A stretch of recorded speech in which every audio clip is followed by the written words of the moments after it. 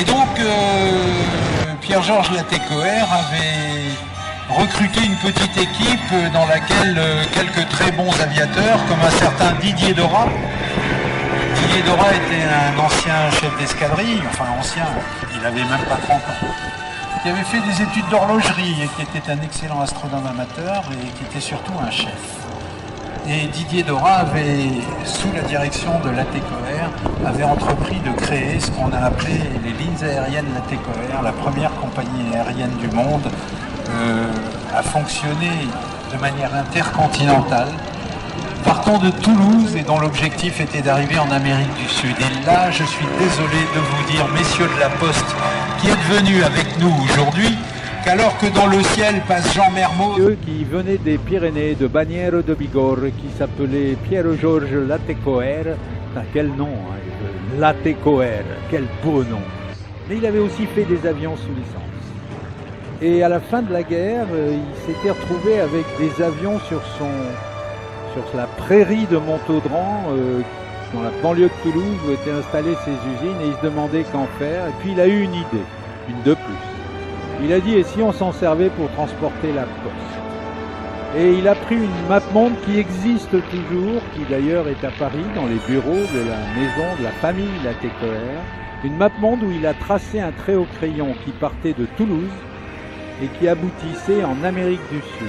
Mais il n'était qu'une poignée d'hommes en 1919 à penser à utiliser l'avion comme un moyen de transport. Et d'abord, leur première idée était de dire transportons le courrier, transportons la poste. Latécoère a monté les lignes aériennes Latécoère et il les a montées en utilisant cet avion qui est dans le ciel. Voici le seul Breguet 14 en état de vol au monde que nous devons à la persévérance d'un petit groupe de Toulouse.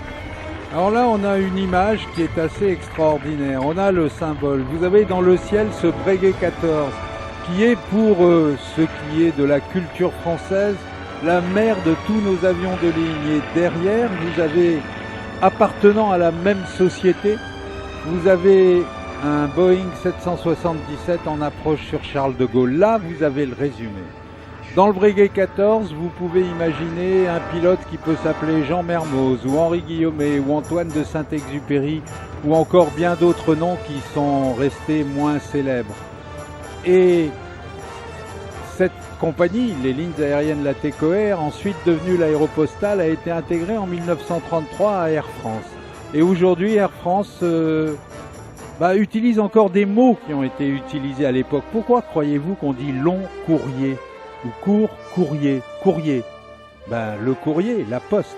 Et ça, c'était l'invention, ces mots-là ont été inventés par un homme qui était le patron de cette aventure. Un patron pas facile, hein, mais un vrai patron parce qu'il prêchait par l'exemple et pilotait lui-même quand c'était nécessaire. Il s'appelait Didier Dora.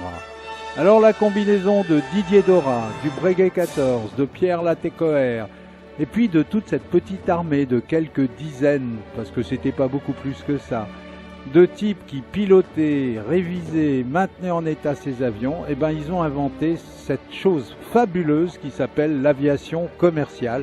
Enfin, ils ont aidé à l'inventer avec quelques autres qui, en Amérique ou en Grande-Bretagne, avaient un peu les mêmes idées à l'époque. Le Breguet 14.